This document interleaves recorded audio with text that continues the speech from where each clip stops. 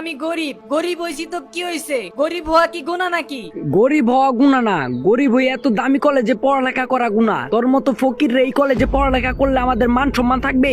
গরিব হওয়া সত্ত্বেও প্রিমিস স্কলারশিপ পেয়ে এত বড়লোকদের কলেজে ভর্তি হওয়ার সুযোগ পায়, কিন্তু প্রিমিসের এই গরিব অবস্থা দেখে কলেজের পোলাপাইনরা তাকে সবসময় অপমান অপদস্থ করতে থাকে। হঠাৎ একদিন তাদের কলেজের একটা মেয়ে তার জন্মদিনে তাদের কলেজের সবার সাথে সাথে প্রিমিসকেও ইনভাইট করে। আরে ভাই, তোমার আবার এই ফকির ইনভাইট করার কি হইলো? আচ্ছা যাই হোক, ওরে দিয়া থালা বাসন ধুইতে পারবা তোমার পার্টিতে? প্রিমিসকে এইভাবে অপমান করায় সে সেইখান থেকে চলে যায়। আর তারপরের দিন সবাই ওই পার্টিতে জয়েন করার পাশাপাশি শহরের নামি দামি বিজনেসম্যানরাও ওই পার্টিতে আসে। সেইখানে হঠাৎ একজন লোক 4-5 জন বডিগার্ড নিয়ে প্রবেশ করে। তার পোশাক দেখে মনে হচ্ছিল অনেক বড় ব্যবসায়ী, এবং তাকে দেখে সবাই সম্মান করা শুরু করে। আর সেই লোকটি সোজা হেঁটে কলেজের পোলাপাইনদের সামনে দাঁড়ায়।